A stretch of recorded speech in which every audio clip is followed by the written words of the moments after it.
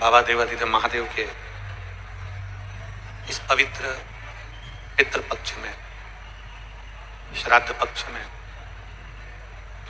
आप और हम सभी को ये पावन शिव महापुराण की कथा माननीय आमदार कई बार शरीर मानव का मिल जाता है पर भगवान की भक्ति नहीं हो पाती।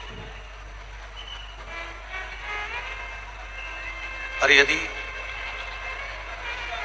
मानव का शरीर मिल जाए, मनुष्य की देह मिल जाए, मानव का शरीर प्राप्त हो जाए और कहीं शिव कृपा से शिव की भक्ति हो जाए, तो ये मानकर चलिए कि पितृपक्ष श्राद्ध पक्ष में लोग कथा का नंबर लगाते हैं। श्राद्ध पक्ष के लिए लोग साल भर कथा का इंतजार करते हैं कि श्राद्ध पक्ष में हमको कथा मिले, हमारे गांव को कथा मिले, हमारे नगर को कथा मिले, हमारे क्षेत्र को कथा मिले। अभी श्री आमदार श्री सुहास अन्ना जी कह रहे थे कि कहीं पुण्य है नांदगांव वालों का और माननीय आमदार जी का। लोग इस पितृपक्ष की कथा के लिए नंबर लगाते हैं, फिर वो कथा उनके नगर में होती है तो एक उत्साह, एक आनंद रहता है। नांदगांव वालों को और माननीय आमदार सुहाजी अन्ना जी को मैं साधुवाद देता हूँ। श्रीमती सुअंजुम ताई जी को भी बहुत बहुत साधुवाद देता हूँ, जिन्होंने इस पवित्र कथा का लाभ लिया है। नांदगांव वासियों के लिए, अपने क्षेत्रवासियों के लिए पितृपक्ष में ये कथा ली है और पूरे क्षेत्रवासियों का कल्याण किया है। पूरे क्षेत्रवासी शरीर मिल गया, मानव का प्राप्त हो गया, और शरीर प्राप्त करने के बाद भी हम भगवान की भक्ति से अगर दूर रह गए तो फिर उस शरीर के प्राप्त करने का कोई फल नहीं। अगर शरीर मिला है, शरीर प्राप्त हुआ है, तो भगवान की अविरल भक्ति भी हमें प्राप्त करना है। आज पितृपक्ष की एकादशी है, स्मरण करिएगा कथा का। गाड़ी वाला गाड़ी लेकर जा रहा है और गाड़ी ले जाते बीच में वो हॉर्न दे रहा है, हॉर्न बजा रहा है। हॉर्न बज रहा है और हॉर्न बजाने वाला गाड़ी का हॉर्न बजा रहा है। गाड़ी चलाने वाला व्यक्ति जो हॉर्न बजाता है, हॉर्न बजाने वाले व्यक्ति से ज्यादा फायदा होता है हॉर्न सुनने वाले का। हॉर्न बजाने वाले का फायदा कम है, पर गाड़ी का हॉर्न सुनने वाले का फायदा ज्यादा है कि हॉर्न सुनते से ही वो गाड़ी वो रास्ते में से, बीच में से हट जाता है। गाड़ी चलाने वाले का तो काम है कि वो हॉर्न देगा, पर हॉर्न बजाने वाले से ज्यादा फायदेमंद है हॉर्न सुनने वाले। मान लो गाड़ी वाला आया और उसने हॉर्न बजाया ही नहीं, और बजाया नहीं हॉर्न, और तुम बीच में चल रहे हो और तुम्हें गाड़ी ठोक दे, तो तुम क्या कहोगे? हार्न तो बजाता। अगर तू हार्न बजाता तो मैं सुनती, और सुनती तो मैं एक्साइट हो जाती। तूने हार्न नहीं बजाया। बीच रास्ते में अगर कोई चल रहा है और तुम गाड़ी लेकर जा रहे हो और हार्न नहीं बजाया और किसी में ठोक दी, किसी में लग गई, किसी को पड़ गई, तो वो कहेगा कम से कम हार्न तो देते। तुमने हार्न नहीं बजाया तो ये गाड़ी अड़क गई, लग गई। हार्न बजाने वाले से ज्यादा फायदा है हार्न सुनने वाले का। उसी तरह शिव महापुराण की कथा बांचने वाले को फायदे से ज्यादा फायदा है शिव पुराण को सुनने वाले का। जो सुनता है वो अपने जीवन में उतार। बांचने वाला तो बांचेगा, सुनाने वाला तो सुनाएगा, और उसमें सबसे ज्यादा लाभ है आपका।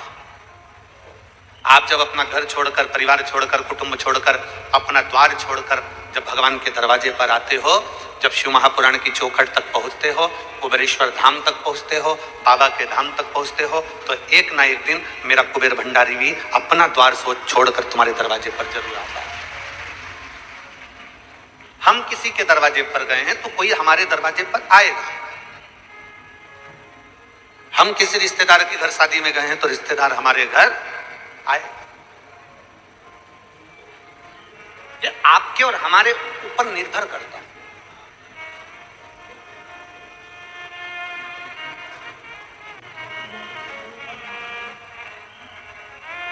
ये आपके और हमारे ऊपर निर्भर करता है कि हमें भगवान को कैसे पुकारना है, हमें अपने सनातन धर्म की कैसे रक्षा करना है, हमें अपने सनातन धर्म को कैसे मजबूत करना है। ये आपके और हमारे ऊपर निर्भर करता है। आप वोट डालने के लिए वोटिंग केंद्र पर ही नहीं पहुंचो,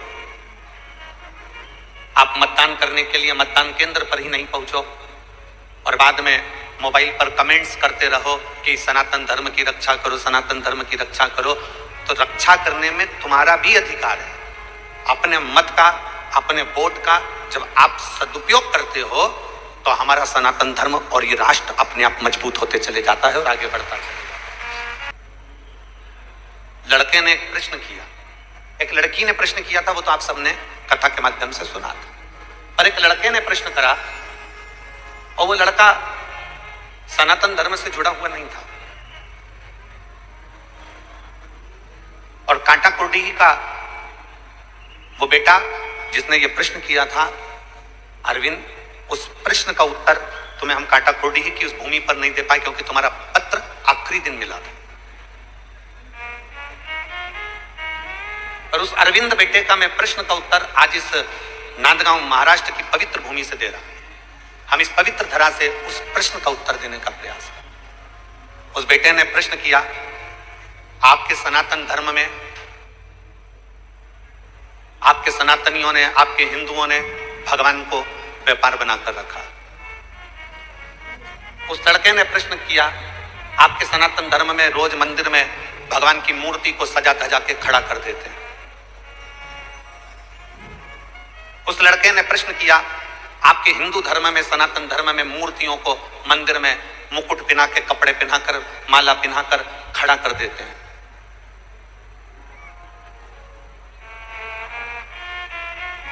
व्यापार बनाकर रखा है। उसने लिखा, मैं उस अरविंद बेटे से कहना चाहूंगा जिसने ये पत्र भेजा था और कहा था कि सनातन धर्म में मूर्तियों को श्रृंगार कर कर, मुकुट पहनाकर, कपड़े पहनाकर, खड़ा कर कर मंदिर में रख देते हैं। बेटा, पहले तो आप समझिए कि इसको व्यापार नहीं कहते हैं, इसको व्यवसाय नहीं कहते हैं। हमारे सनातन धर्म में मूर्ति को सजा धजा कर मंदिर में खड़ा इसलिए रखते हैं क्योंकि उसका भक्त कब पुकार ले तो भगवान को तोड़कर भागना पड़ता है। कितना सुंदर संवाद महाभारत के अंतर्गत आया। जुआ खेलने के लिए जा रहे हैं पांडव कौरवों के साथ, चौसर खेलने के लिए जा रहे हैं पांडव कौरवों के साथ में, और जुआ खेलने जाते समय, चौसर खेलने जाते समय पांडव, भगवान कृष्ण को मालूम पड़ा कि आज अर्जुन, नकुल, सहदेव, भीम, युधिष्ठिर जुआ खेलने के लिए, चौसर खेलने जा रहे हैं। आज जुआ खेलने के लिए जा रहे हैं। भगवान कृष्ण को यह सूचना मिल गई कि मेरे पांडव आज चौसर खेलने जा रहे हैं। और भगवान कृष्ण मस्तक पे मुकुट लगाकर, वस्त्र धारण कर कर, श्रृंगार कर कर जहां पांडव जा रहे थे उनके आगे आगे भगवान कृष्ण चलने लगे। जहां भगवान कृष्ण चल रहे थे, जहां पांडव चल रहे थे, उसके आगे आगे भगवान कृष्ण चल रहे। मेरे ठाकुर, मेरे कान्हा चल रहे। युधिष्ठिर ने अर्जुन से कहा कि भगवान कृष्ण से कहो कि वो उस जुए के मैदान में, उस चौसर के मैदान में ना पहुंचे। अर्जुन ने हाथ जोड़कर कहा द्वारकानाथ से कि आप चौसर खेलने में नहीं जाओगे, आप जुआ खेलने में नहीं जाओगे। भगवान कृष्ण ने कहा मुझे जाना पड़ेगा, नहीं तो तुम बर्बाद हो जाओगे। मुझे जाना पड़ेगा, नहीं तो तुम बर्बाद हो जाओगे। भीम, नकुल, सहदेव, युधिष्ठिर, अर्जुन सब ने मना कर दिया, हम आपके हाथ जोड़ते हैं, आप चौसर खेलने में नहीं जाओगे, जुआ खेलने में नहीं जाओगे। भगवान कृष्ण ने कहा ठीक है, मैं नहीं जाऊंगा। एक काम करो, मैं तैयार खड़ा रहूंगा, तैयार।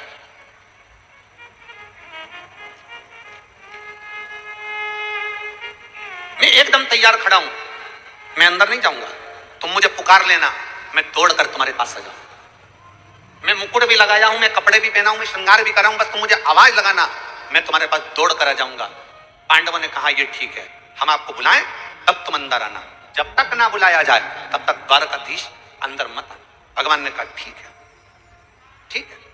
भगवान मुकुट पहनकर बैठे नहीं, भगवान मुकुट पहनकर खड़े रहे, खड़े रहे, इंतजार करते रहे, पांडव मुझे बुलाएंगे, पांडव मुझे बुलाएंगे। चौसर में हारते रहे पांडव, पर भगवान को नहीं बुलाया। आखिरी में बुलाया किसने था? जब द्रौपदी का चीर खींचा, तब द्रौपदी ने पुकारा तो भगवान दौड़कर उस द्रौपदी का चीर बढ़ाने के लिए